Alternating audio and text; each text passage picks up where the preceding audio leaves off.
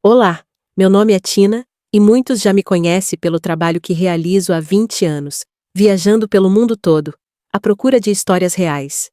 Me deparo com inúmeras situações chocantes e tristes, onde se vê a lágrima de uma dor percorrer o rosto daquela senhora, a qual carrega no seu coração o peso de uma vida cheia de batalhas, constante em busca de justiça. A história a seguir é de Ana Lúcia, uma garota pacata, de uma familiar cristã e muito rígida. Sua vida ficou mais triste quando foi colocada em um convento em Tocantins, pelos seus pais, onde lá foi maltratada de forma injusta e humilhante. Uma história real, comovente e com muito suspense e um final extraordinário e marcante. Mas antes, peço que se inscreva no canal, clique no joinha e compartilhe esse vídeo. Isso é muito importante para o crescimento do canal, no intuito de postarmos toda semana novas histórias inesquecíveis. Deixe seu comentário de como você agiria no lugar da Ana Lúcia. Então, vamos à história. Minha infância sombria no Ceará. Sinto o vidro frio do porta-retrato sob meus dedos enrugados. Ana Lúcia da Conceição, 72 anos, essa sou eu. A menina de olhar tímido e vestido branco, com os cabelos lisos cuidadosamente penteados para trás e um sorriso contido, na foto da minha primeira comunhão parece distante, quase uma estranha. Aninha, me chamavam. Um nome tão leve para uma vida que se revelaria tão pesada. Uma vida inteira escorreu pelos meus dedos desde aquele dia de 1957. Mais de 70 anos de silêncio engolido a seco, como um nó na garganta que nunca se desfazia por completo. Mas hoje, aqui no meu pequeno e aconchegante apartamento no Rio de Janeiro, com o sol do fim de tarde dourando a sala, olhando para essa imagem desbotada pelo tempo, a coragem finalmente floresce. As palavras, por tanto tempo aprisionadas nas profundezas do meu peito, anseiam por liberdade, como pássaros engaiolados que finalmente encontram a porta aberta.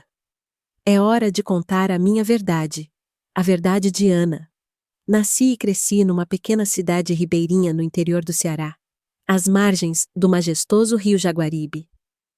A vida ali era um ciclo ditado pelas cheias e vazantes do rio, pela poeira avermelhada das estradas que se levantava a cada passo, e, acima de tudo, pela sombra imponente da igreja local. Sua torre parecia tocar o céu. E a palavra do padre Eusébio era a lei inquestionável, ecoando em cada esquina, em cada sussurro. Ele era uma figura quase santa para todos, venerado e temido. Mas para mim, seus olhos pareciam enxergar cada pecado escondido, cada pensamento impuro que eu ousasse ter, como se pudesse ler minha alma. Um calafrio me percorria sempre que ele me olhava diretamente.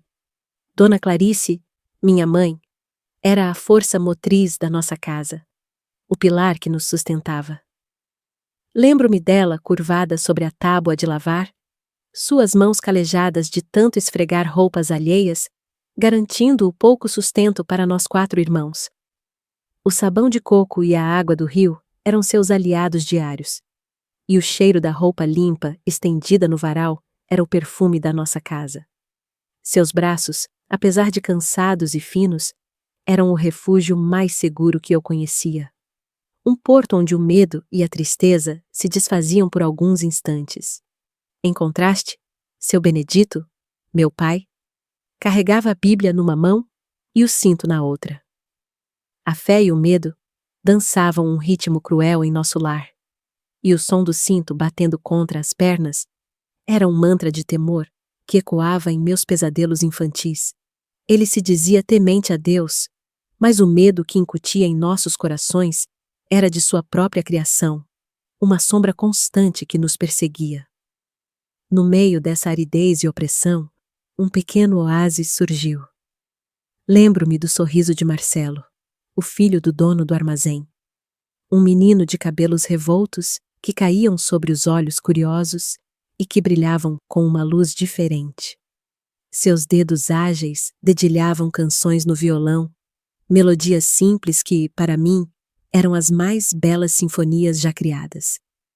Ele tocava na praça, sob a sombra generosa das árvores, e eu me esgueirava para perto, sentindo um calor diferente no peito, algo que nunca havia experimentado antes, um calor proibido e assustadoramente bom que fazia meu rosto corar.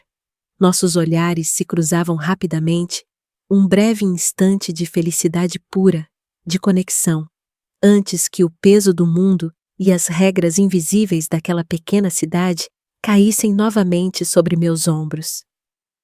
Era um segredo que guardávamos, um aceno que me fazia sonhar com um futuro diferente, longe dali. Mas a vida em cidade pequena tem olhos e ouvidos em toda parte, como teias invisíveis de fofocas. Foi Zé Neco, o sobrinho do padre, um garoto com a língua afiada e uma malícia que ia muito além de sua pouca idade, quem espalhou a fofoca.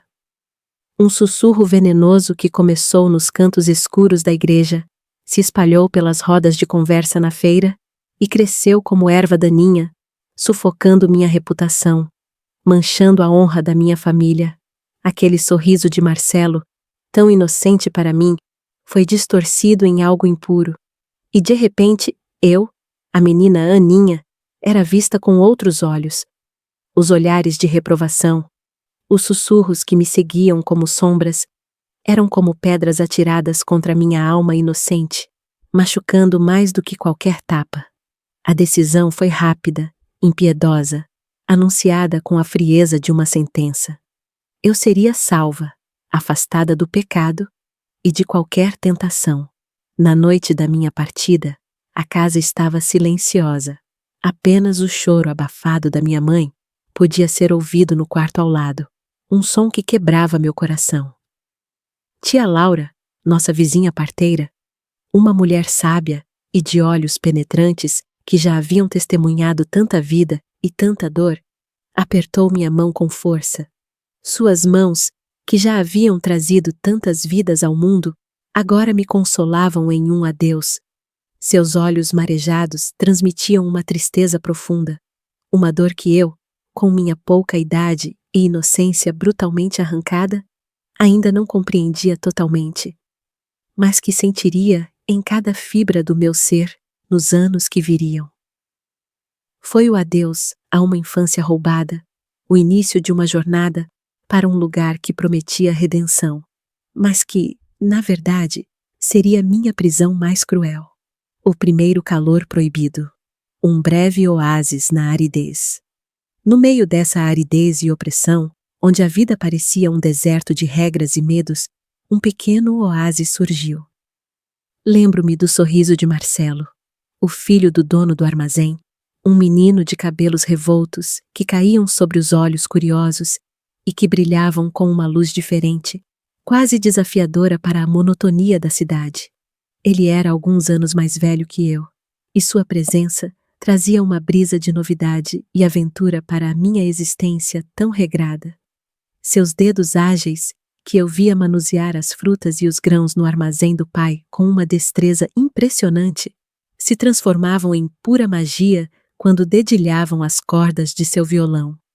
As canções que ele tocava eram melodias simples, cantigas do povo que falavam de amor e de paisagens distantes, mas que, para mim, eram as mais belas sinfonias já criadas.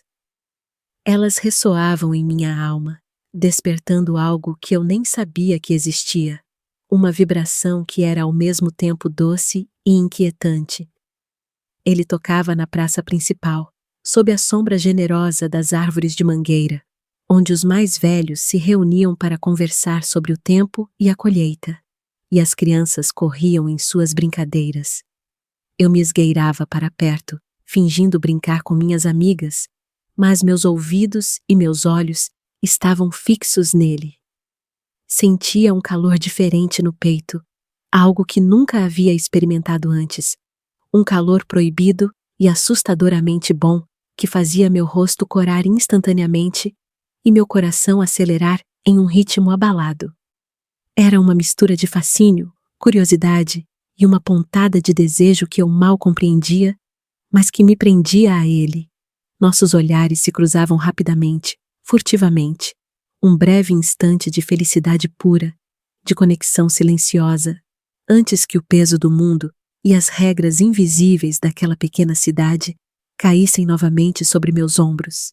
Aqueles segundos eram um universo particular, um refúgio efêmero da minha realidade árida.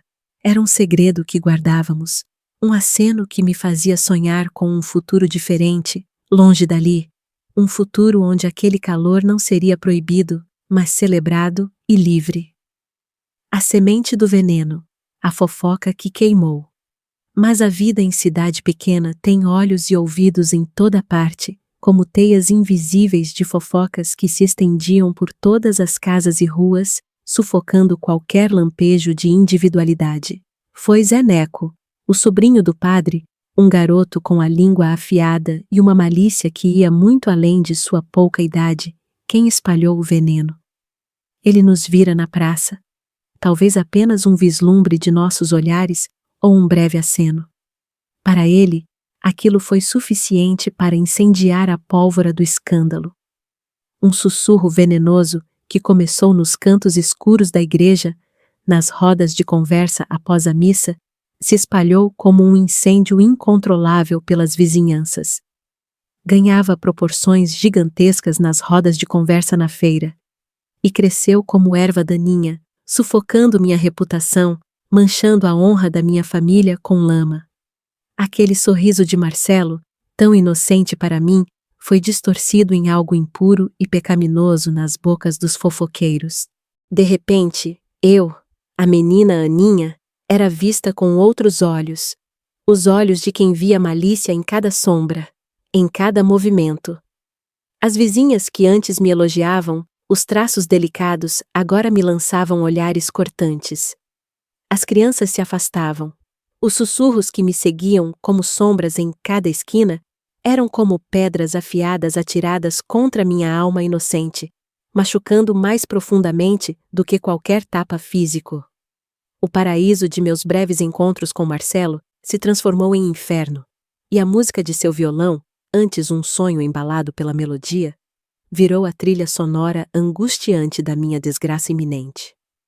O ar ao meu redor parecia pesado, carregado com o peso dos olhares e dos julgamentos, e cada dia era uma tortura silenciosa, esperando pelo golpe final. A despedida amarga. O preço da fofoca. A decisão foi rápida, impiedosa, anunciada com a frieza de uma sentença. Eu seria salva, afastada do pecado e de qualquer tentação. A palavra do padre Eusébio, somada à pressão dos olhares da comunidade e à vergonha de seu Benedito, selou meu destino. Seria enviada para um convento distante, no interior de Tocantins, um lugar que eu nem sabia onde ficava, mas que soava como um exílio. A notícia caiu sobre mim como um raio em céu aberto, mas eu já sentia a tempestade se formando há dias.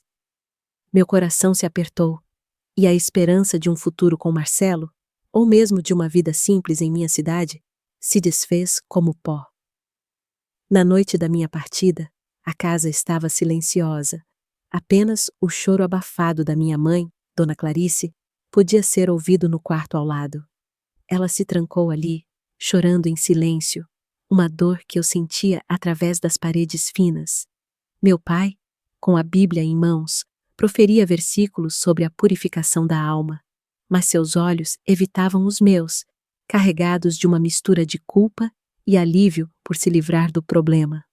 Eu me sentia como um sacrifício, uma oferenda em um altar de hipocrisia e medo. Cada minuto que passava naquela casa se tornava mais pesado, o ar sufocante. Foi então que tia Laura, nossa vizinha parteira, uma mulher sábia e de olhos penetrantes que já haviam testemunhado tanta vida e tanta dor, veio se despedir.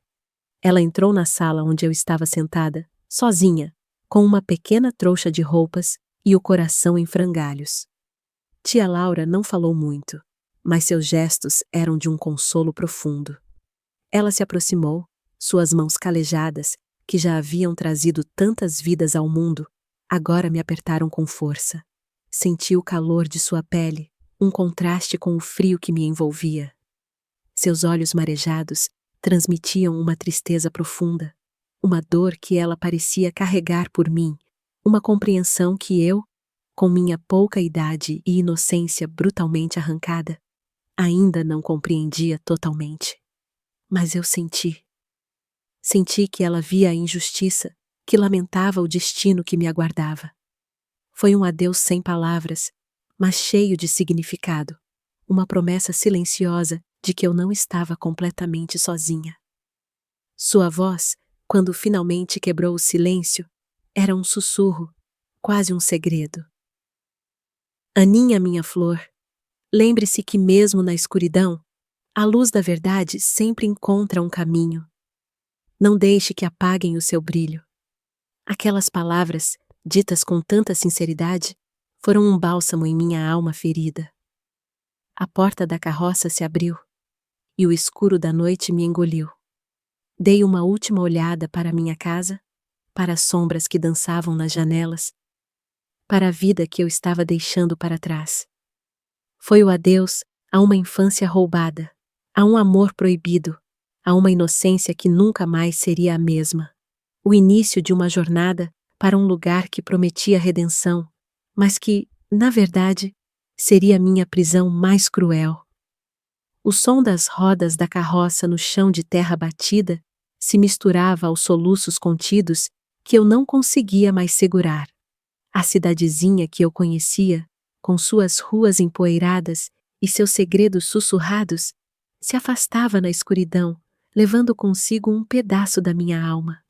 Eu não sabia o que viria, mas sentia que o peso do mundo acabara de aumentar sobre meus ombros.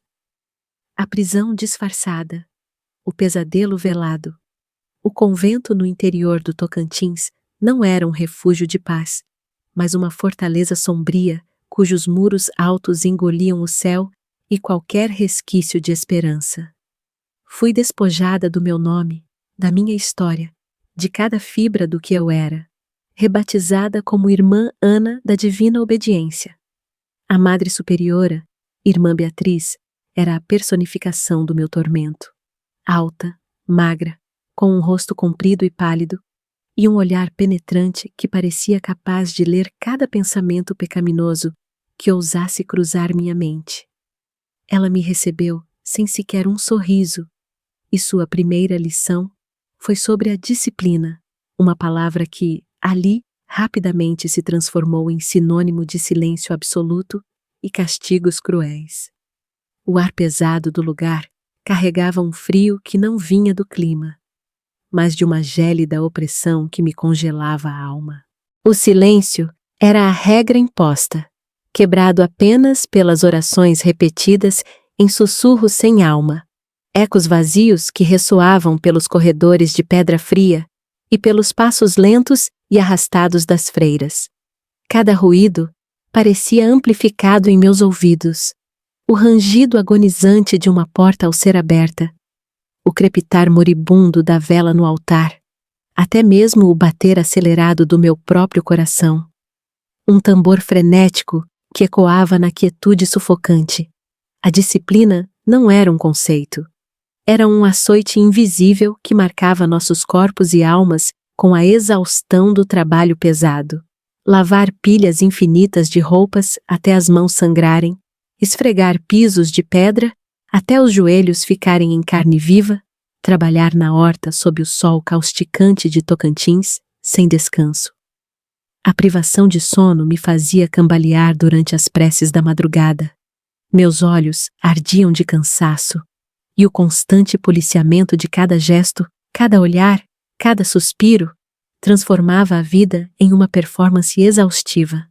Meu corpo de menina ainda se adaptava à rigidez desumana da vida conventual, mas minha alma já sentia o peso de um fardo que parecia eterno. O cheiro de incenso rançoso, misturado com mofo e odores indizíveis, impregnava tudo, até as nossas poucas roupas, um lembrete constante da prisão. No meio daquele mar de hábitos e sussurros sufocantes, um raio de luz surgiu na forma de Camila. Ela tinha uma beleza incomum, não de traços perfeitos, mas de uma força e vitalidade que emanavam de sua alma. Seus olhos vivos brilhavam com uma inteligência afiada, uma centelha de rebeldia que me infundia uma esperança desesperada. Ela trabalhava na enfermaria, um lugar que, sob o pretexto de buscar ervas medicinais, se tornou nosso ponto de encontro clandestino. Ali, em voz baixa e apressada, Camila testemunhava em silêncio os horrores e os segredos que os muros do convento tentavam, em vão, esconder. Foi ela quem, com as mãos trêmulas, me mostrou a porta enferrujada e trancada no fundo da despensa, um portal escuro que levava ao porão. A chave, fria e pesada, rangia aterrorizante em seus dedos quando ela a girava. Lá embaixo, o ar era denso, sufocante, impregnado com um cheiro nauseabundo de úmido e desespero. A verdade gritava sem palavras no corpo franzino de Fernanda, uma noviça isolada, definhando em seu mutismo forçado. Seus ossos sobressaíam sob a pele pálida, e o olhar vazio, vidrado, me assombrava em pesadelos. Fernanda recusava-se a comer. Sua forma de protesto silencioso contra a crueldade que a devorava por dentro. Vi outras meninas, como a jovem Bianca, com o olhar tão vidrado pelo medo que parecia ter perdido a própria luz, vítimas silenciosas de horrores que a santidade daquele lugar tentava abafar.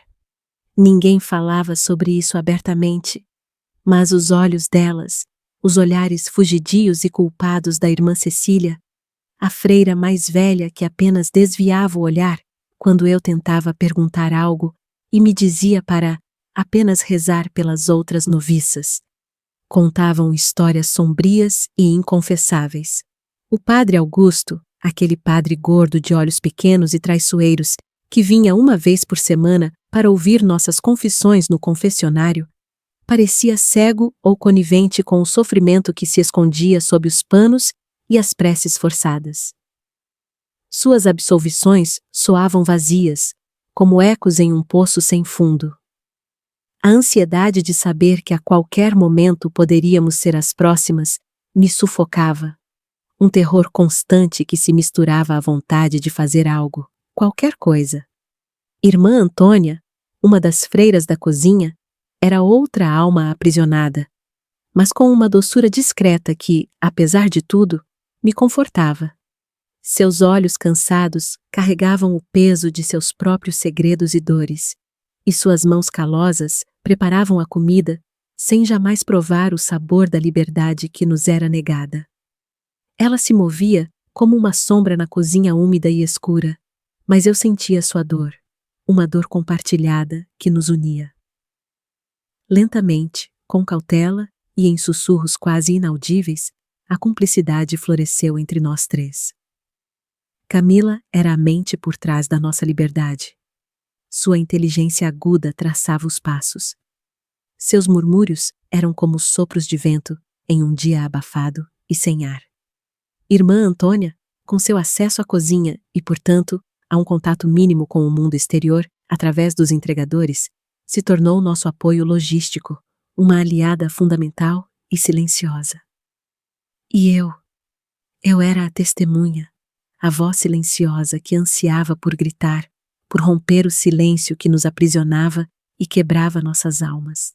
Planejamos cada detalhe em sussurros noturnos, sob o manto da escuridão, com a luz bruxuleante de uma lamparina escondida. Cada passo rumo àquela porta dos fundos que representava a única saída, a única chance de respirar, de sentir o ar puro novamente, parecia um passo em falso na beira de um abismo.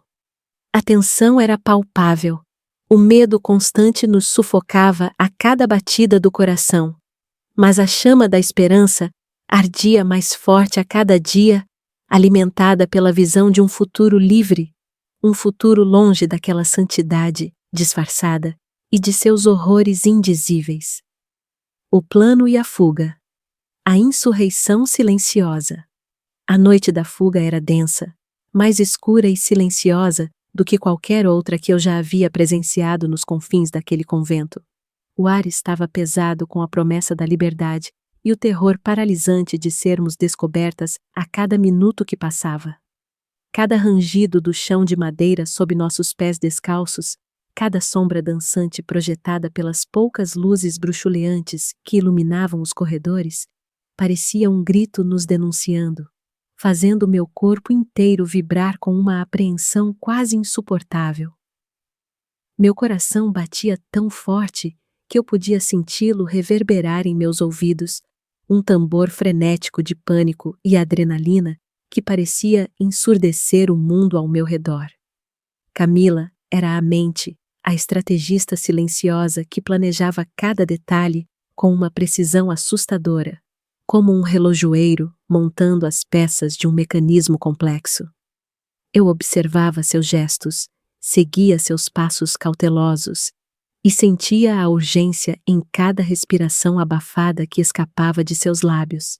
Tínhamos ensaiado os movimentos por noites a fio, nos mínimos detalhes, sob o manto impenetrável da escuridão, com a luz bruxuleante de uma lamparina escondida.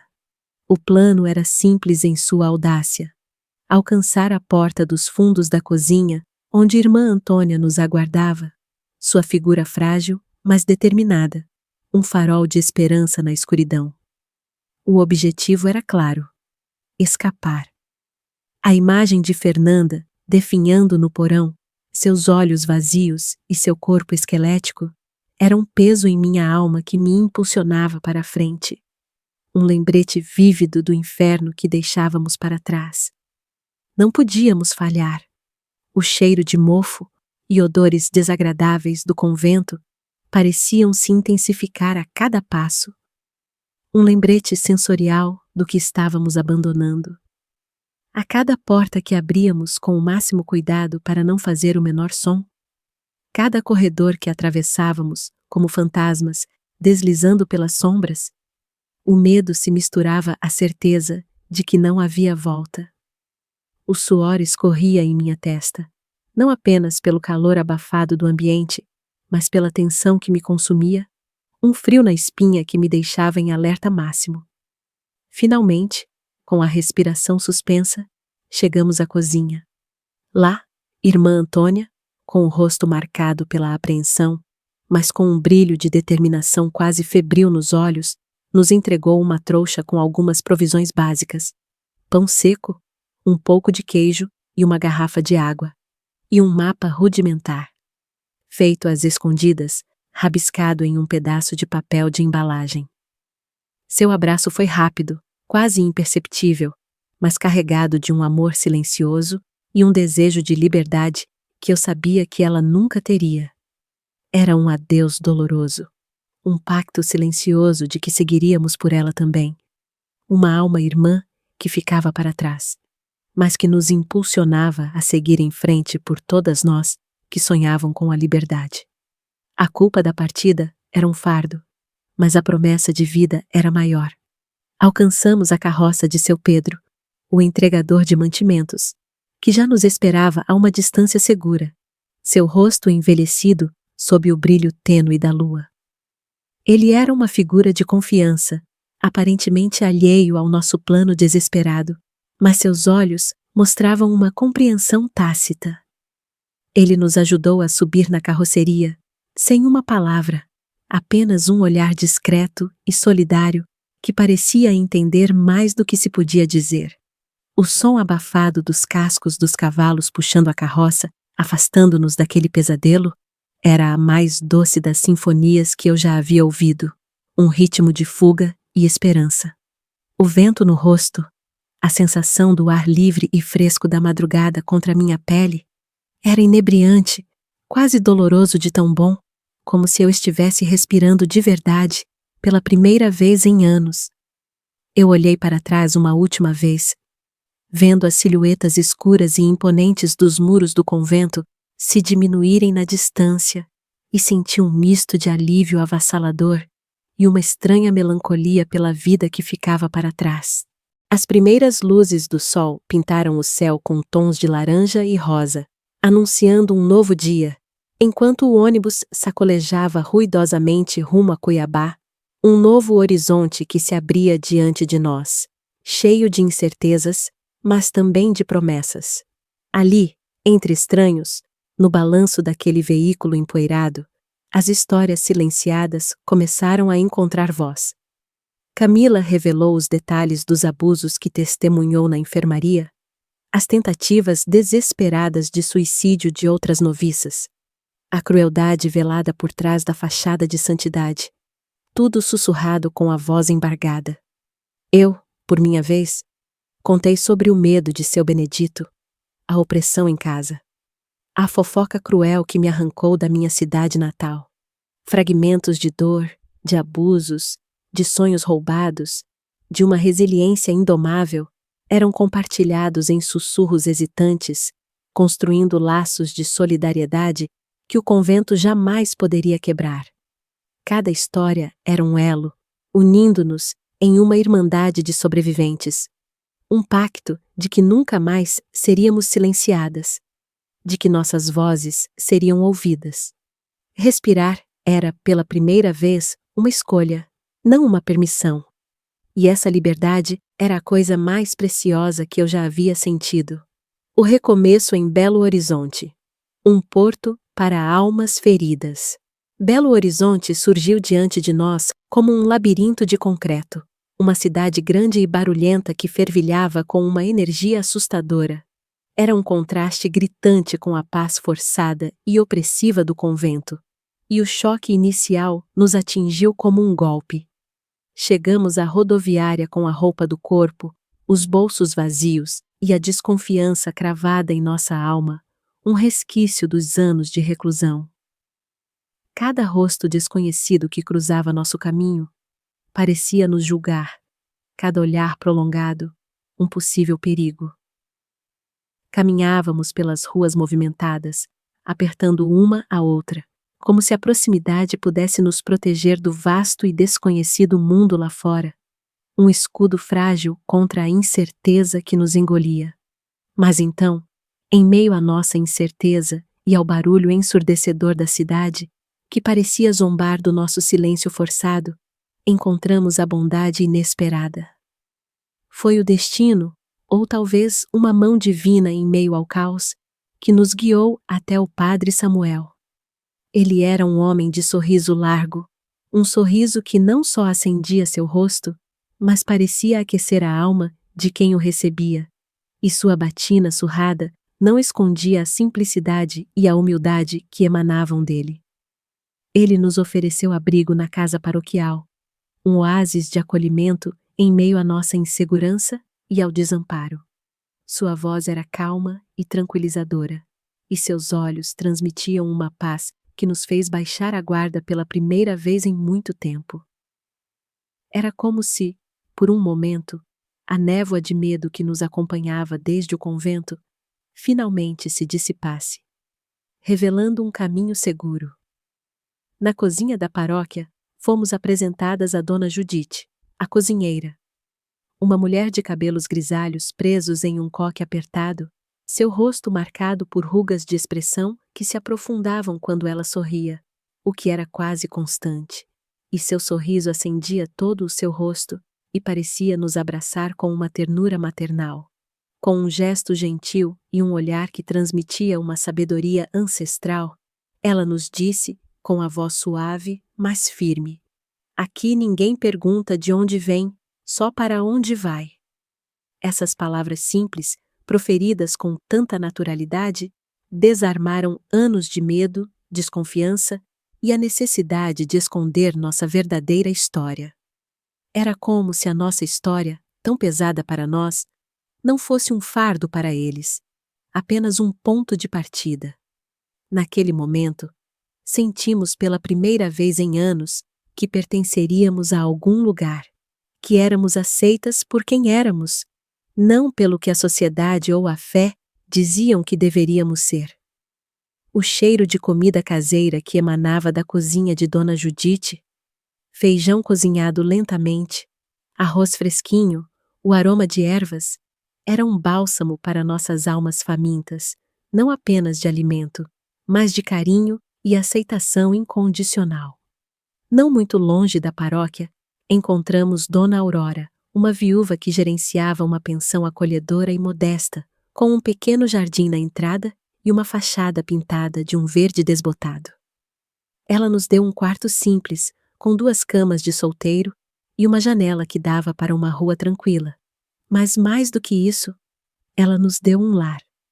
Dona Aurora nos acolheu sem perguntas, como se já soubesse que éramos almas cansadas, em busca de um porto seguro, oferecendo-nos não apenas um teto, mas um santuário onde poderíamos finalmente despir as camadas de medo.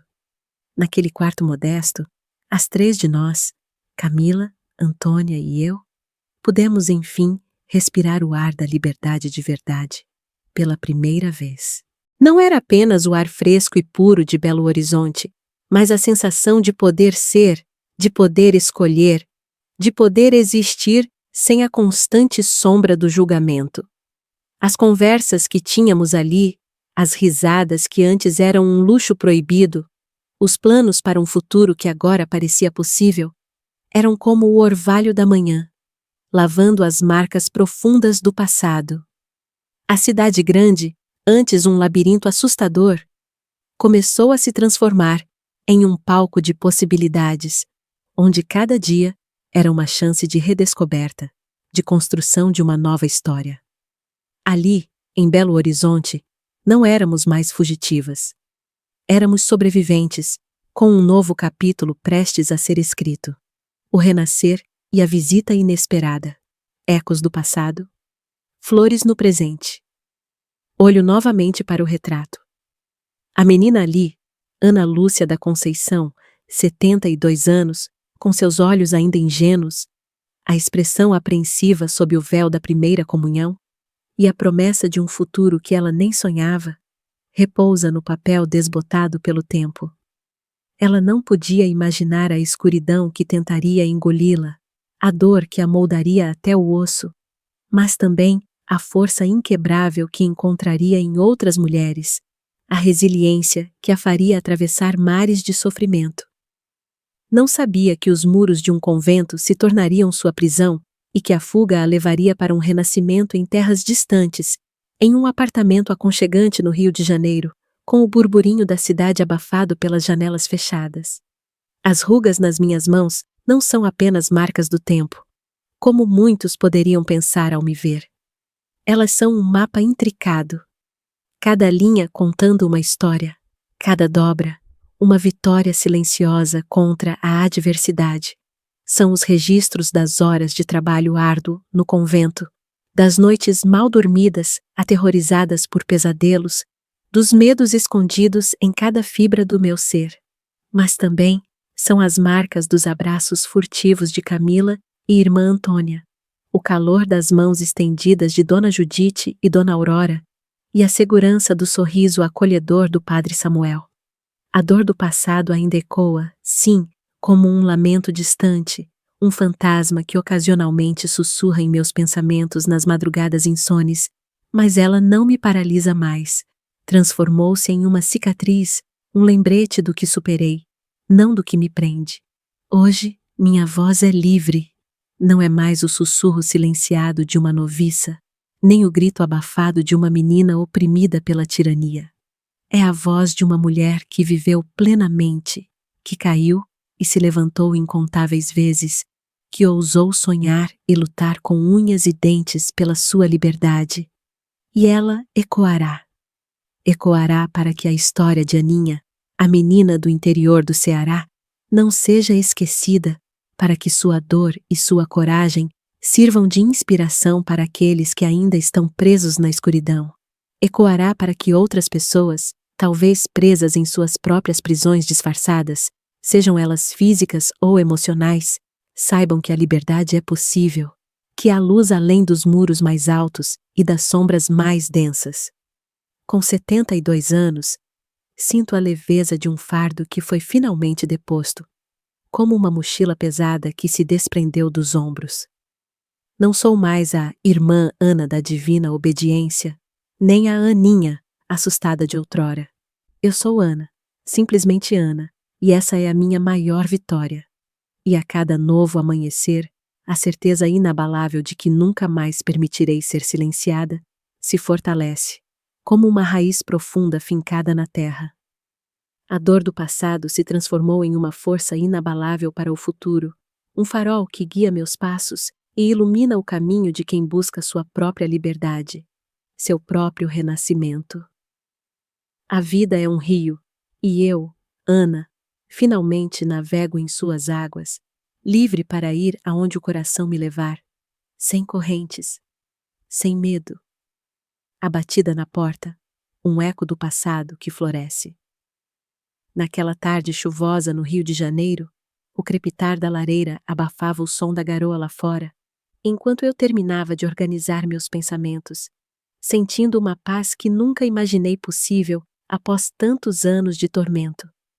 A memória de Camila e irmã Antônia me trazia um sorriso nos lábios, e a gratidão por Padre Samuel, Dona Judite e Dona Aurora aquecia meu coração. Foi então que a campainha tocou, um som inesperado que me sobressaltou. Não esperava ninguém. Meu coração deu um sobressalto, uma velha apreensão que raramente me visitava agora, um resquício dos anos de constante alerta.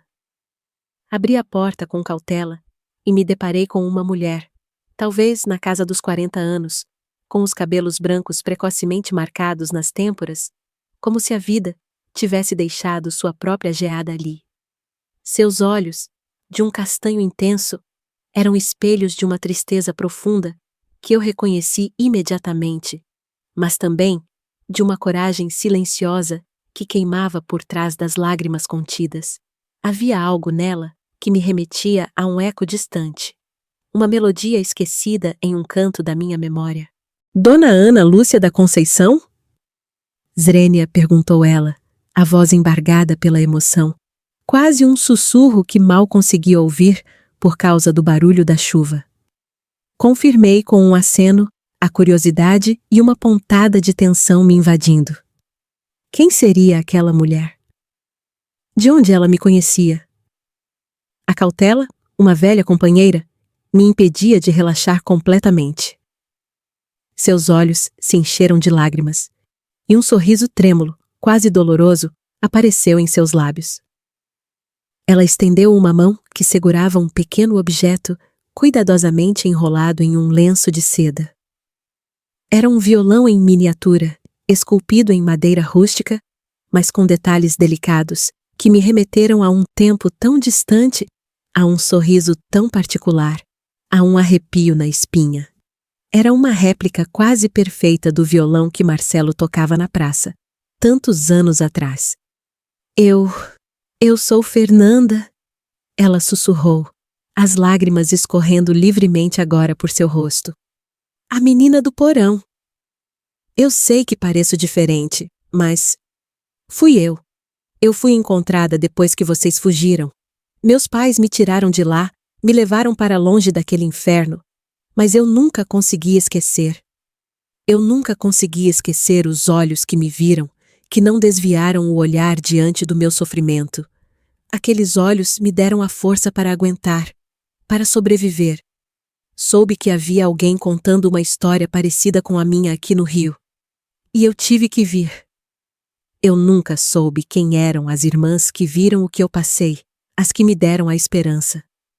Mas sempre soube que havia uma esperança, uma semente plantada por vocês naquele lugar. Meu corpo inteiro tremeu, um tremor que vinha de dentro, do mais profundo da minha alma. As palavras de Fernanda ecoaram em meu peito, a história do porão, a escuridão, a vida que eu achei que se perdera para sempre em meio àquele horror. Aquele violão em miniatura, o nome dela, tudo se encaixava em um quebra-cabeça de dor e milagre. As lágrimas, há tanto tempo contidas em meus olhos, finalmente rolaram copiosamente pelo meu rosto enrugado. Não de tristeza, mas de uma emoção avassaladora, de um reconhecimento profundo e de uma gratidão que me sufocava. Minha menina. Swing. Consegui balbuciar, minha voz rouca pela emoção. Um nó na garganta me impedindo de dizer mais, enquanto a abraçava com toda a força que restava em mim. Era um abraço que continha mais de 50 anos de dor, de culpa por não ter podido fazer mais, de esperança e de um amor que atravessou o tempo e as adversidades mais cruéis. Fernanda estava viva. Aquela semente, plantada no horror mais profundo do porão, contra todas as probabilidades, floresceu. Não era apenas o renascer de Ana, mas o renascer de todas as Fernandas silenciadas, de todas as almas que foram esmagadas e que agora podiam respirar. Minhas lágrimas se misturavam às dela, salgadas e purificadoras, selando não só o nosso reencontro miraculoso, mas a certeza de que a verdade, por mais dolorosa que seja, sempre encontra um caminho para a luz, e que a solidariedade, mesmo em meio à opressão, é a maior força de todas. O violão em miniatura caiu de nossas mãos entrelaçadas, mas seu som, agora um eco de esperança e não de sofrimento, parecia encher o pequeno apartamento.